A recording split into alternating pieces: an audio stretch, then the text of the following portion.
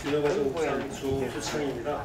오늘은 105번째 정례 브리핑으로 시설관리공단 출범에 대해 설명드리고자 합니다. 동천동 고컴에 사무실을 마련해가지고 1본부 4팀 84명으로 내년 1월부터 출범 예정으로 있습니다. 임원진 공무원은 오늘 착수를 하고요. 2030년까지 110개의 공공시설물을 인수하게 되는 그런 상황에 있음을 말씀드립니다. 추진 배경으로 우리 시에서는 2012년 출범 이래 지금까지 행복청 그리고 한국토지주택공사로부터 37개 시설을 인수하여 운영 중에 있습니다. 오는 2030년까지는 총 110개의 공공시설물을 이관 받을 예정으로 있습니다. 아래에서 보는 표와 같이 공공건축물, 광역도로, 공공시설 이렇게 합해서 110개의 시설물이 되겠습니다. 지금까지 해당 부서에서 개별 관리해오던 공공시설물을 체계적이고 효율적으로 통합 관리하여서 비용을 절감하고 공공서비스의 질적 향상을 도모하고자 공단 설립을 추진하게 되었습니다. 출범 초기 공단 운영의 안정화를 위해서 공무원 4명을 파견하여 공단 규정 정비, 직원 채용, 전자시스템 안정화 등의 업무를 지원할 예정으로 있습니다. 향후에 관리 대상 시설이나 사업이 늘어감에 따라 필요한 인력은 시설의 숫자와 규모에 맞춰서 보강해 나가도록 하겠습니다. 현재 각종 시설에서 근무 중인 직원들에 대해서는 안정적인 운영과 전문성 유지를 위해서 공단에서 고용을 승계하도록 적극 노력하도록 하겠습니다.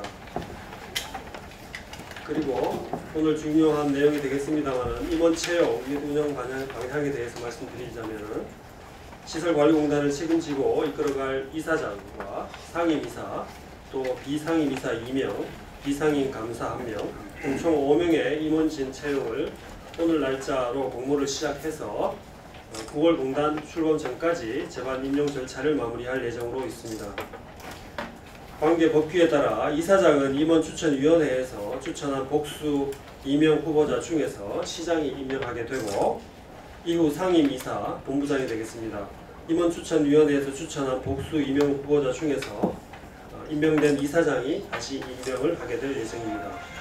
행복아파트가 첫 번째로 도래를 하게 되는데 10월 20일이 되면은 위탁 기간이 만료가 되게 됩니다. 그러면 이때부터 시설관리공단이 이 시설물을 받아서 운영을 하게 되고 점차적으로 1개월, 2개월 후 여러 시설물들이 시로 넘어오게 되면은 그 시설물을 시설관리공단에서 맡아서 운영하게 된다고 보시면 되겠습니다.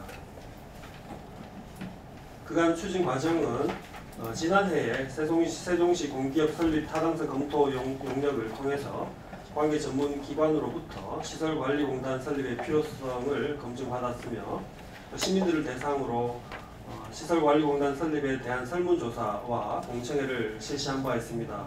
설문조사 결과 공단 설립에 찬성하는 규모가 88%로 705명이 찬성하였고 기대 효과로는 비용 절감이라든지 서비스 향상을 기대하고 있었습니다.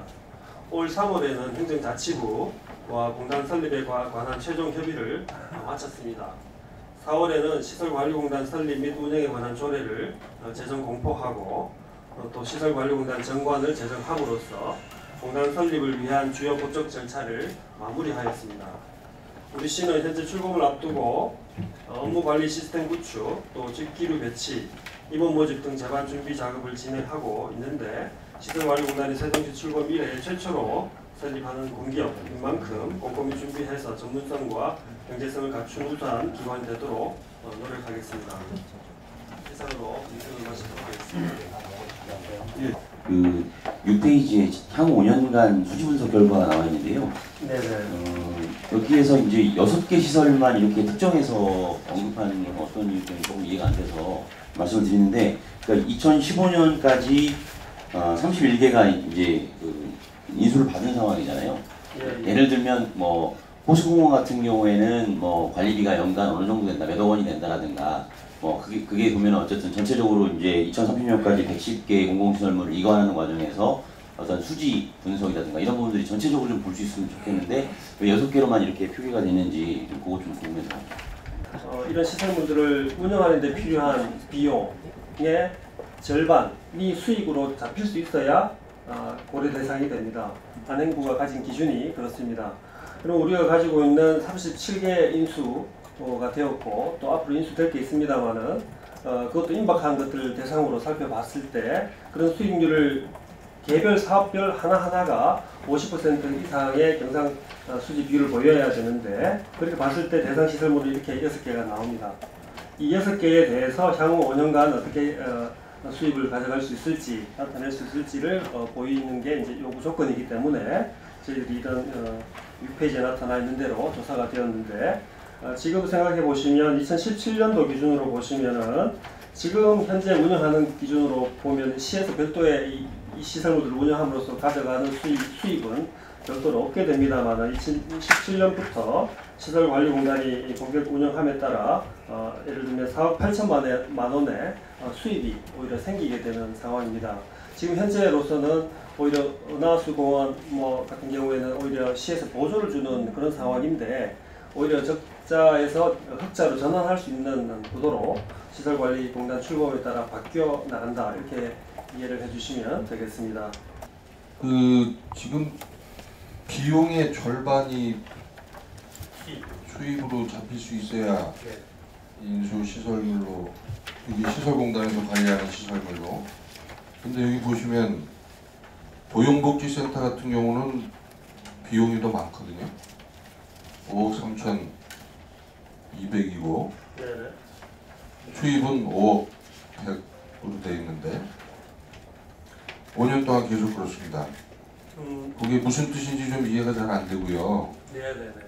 그다음에 지금 임원선임 할 때 이사장하고 상임이사, 본부장은 이렇게 하신다고 설명하셨는데 비상임 이사하고 비상임 감사는 어떤 식으로 선임을 하시는지 그 두 가지 설명 좀 해주시기 바랍니다. 예를 들어 그런데 수입이 한 2억 6천 또는 2억 7천 정도 된다고 보면은 절반 수준의 경계에 있는 겁니다. 그거 아래로 떨어지게 되면 이 대상 시설로 들어오지 않게 되는다는 뜻입니다.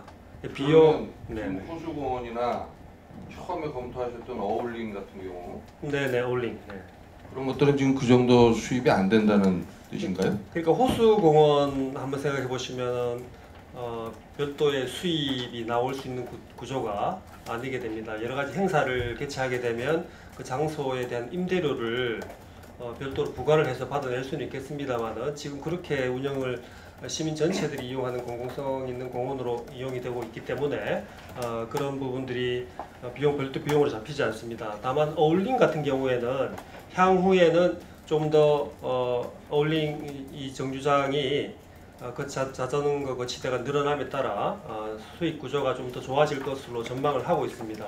가장 빠르게 아마 시설관리공단 업무로 추가될 게 아마 어울링이 아닐까 이렇게 판단을 좀 하고 있는 중입니다.